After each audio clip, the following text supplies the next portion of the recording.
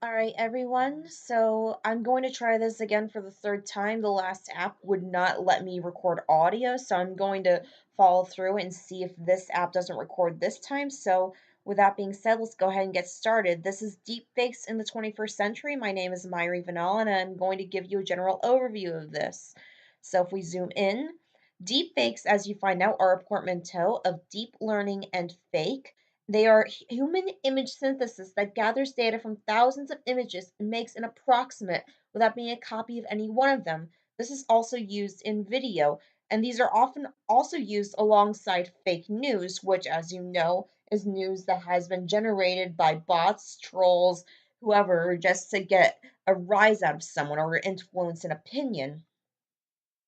So one of the websites that I would recommend is called This Person Does Not Exist. And so if we go here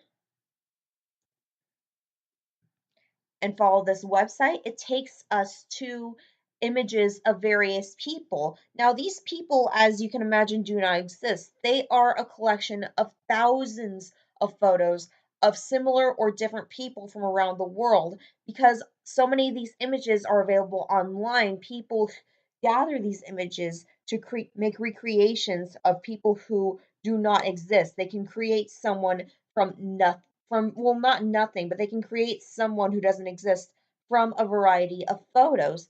So you can go here, follow this link, click through it, see what kinds of persons you will never be able to meet, all that good stuff, and let's go ahead and get back to business.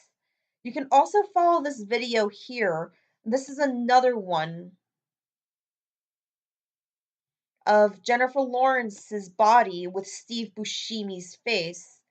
And if we and let's just go ahead and watch a quick clip of this video and find out just how in depth or how detailed this particular technology really is.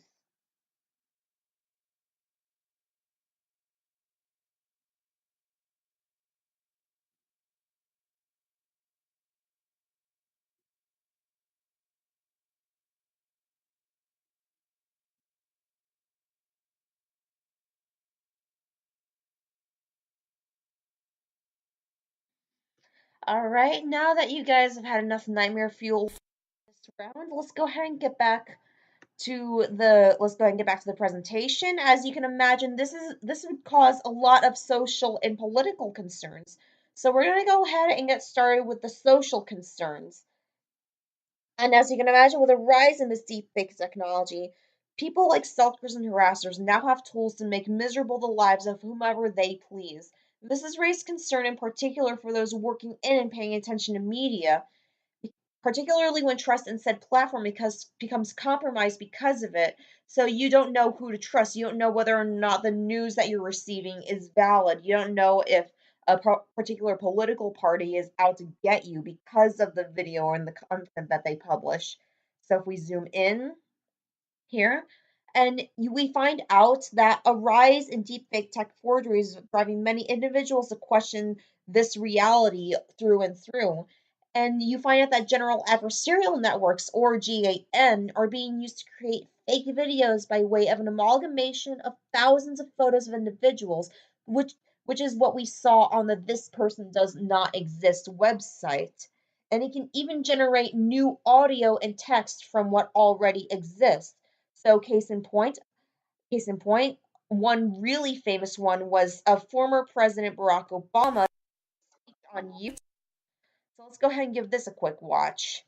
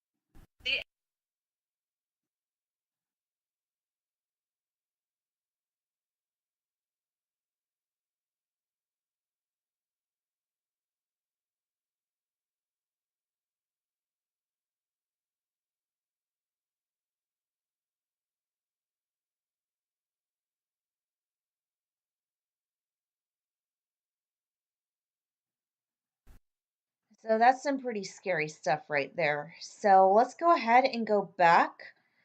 Moving onward, because of the wealth of these photos available, celebrities and other notable public individuals like Steve Buscemi, Jennifer Lawrence, and President Barack Obama are the most susceptible to deepfake generation. There are thousands of videos of them available online, and there are thousands more photos available online of them as well. So it's easy for literally anyone to get their hands on this and generate something that has that does not exist of them. It's literally easier to put words in someone else's mouth because of the technology that's existed. People like Scarlett Johansson and Gal Gadot have even been subject to involuntary pornography media because people decided to Photoshop or gather thousands of images of them, put them on the faces of these bodies, and then post them all over Reddit and Pornhub, which prompted those websites to issue a ban on deepfakes.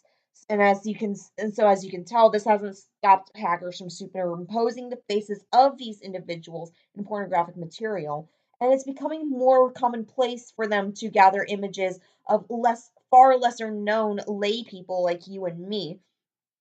And it's and if they know the person, sometimes they find themselves acting out a scenario of revenge porn.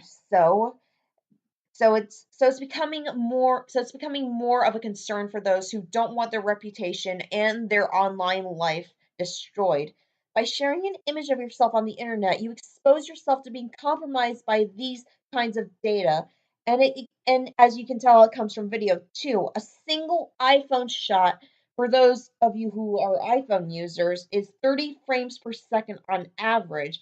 And these and this and with enough footage and capture, these portraits can utilize three-dimensional motion along with these photos video captures to make a convincing message or a convincing image or piece of media. So going back, we move on to news media. And as you can tell, yeah, it's already the news media is already waist deep in the fight against fake news, and deepfakes are not helping in the least bit. And relationships and reputations are going to be impacted by this as well. But the biggest realm of concern may be in the political landscape for good reason. And many of those politically driven will are worried about a potential election disruption. There aren't just videos of Obama deepfakes going around. There's videos of President Trump don't that are being spread around saying things that he never said, despite the fact that he has no filter. Believe it or not, yes, there are deepfakes of him out there. And worse yet, a decline of trust in media sources as a result is feared to make individuals doubt even those with historical veracity, i.e., the Tiananmen Square scenario or the World Trade Center attacks. Despite the fact that these events have existed or took place long before deepfakes were a thing, people are still questioning the truthfulness of these things because of the rise of deepfakes and because deepfakes are challenging users' perceptions of reality. So it's becoming very critical in this case.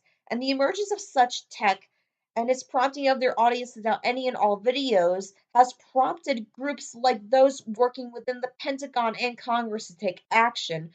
The latter requesting a report from the Director of National Intelligence after a particular deepfake went viral. And if you follow the CNN link,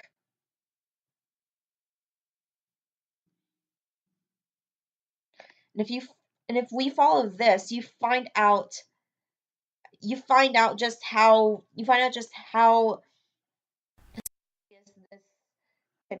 just what can be compromised. And oh yeah, there was another deep fake of of Barack Obama going around between him and Jordan Peele. Jordan Peele made a deepfake of him, used swearing and calling Trump an expletive or whatnot.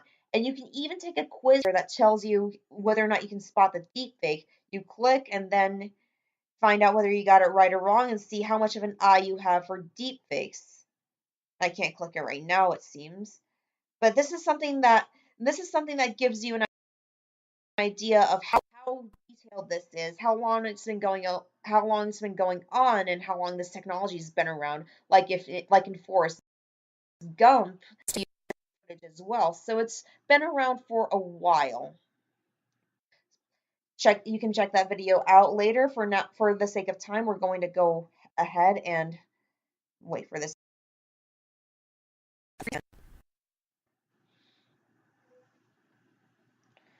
Move out whenever it's ready. And we're going to go ahead and go into the research and studies portion of this, see what's being done to combat it, help others decipher the difference between genuine and deepfake media and ways others are fighting this or spreading awareness of this. So going further in, so a look into this field has yielded the fact that this technology or these images are usually made by two autoencoders. Procedures are usually publicly available, and it's not just any special hacker doing this. It's a lot of people, so it's more commonplace than you might realize. So, in response to this, systems are being developed by researchers and senior officials alike to detect if a video has been subjected to deepfake manipulation by way of long short-term memory networks. And this is used for long sequence processing problems and are usually prepared with the visually oriented CNNs, which are used to extract frame level features of a video or a photo. If we go further into the machine, we find out that AI helps to create deep fakes, but it also proves beneficial in detecting them. Face swapping has been found to leave behind traces of resolution inconsistencies, which are identifiable to deep learning techniques through programming. Furthermore, places like Purdue are using neural networks to detect inconsistencies that result from multiple frame swaps, which include but are not limited to digital manipulations such as scaling, rotation, or splicing. So going out, on a greater scale, some have suggested that the decentralization of trust via blockchain, which is what powers Bitcoin, is necessary for the sake of supporting those news sources that are reputably trustworthy. Others state that a greater need for democracy is evident, be it voting directly on each issue, liquid democracy, or more collaborative and democratized news reporting, which involves the use of social media's positive aspects to gather more diverse information. Something similar to what Reuters is doing, which is in which they're training their journalists to figure out whether or not a video has been deep faked. And in summary of this, it comes down to the public needing to be made more publicly aware of this. Through this, there will be a call for better access to privacy, as well as better discretion in an age where ignorance is encouraged to be bliss. We're living in a time where we're asked to really take a hard look at the reality of these things, and and ultimately it's going to be something that's going to prove critical in coming elections and coming media outlets. Here is a list of references that you can go to in case you want to have a greater look at some of the articles. And that is about it. Thank you all, and I hope you have a wonderful day.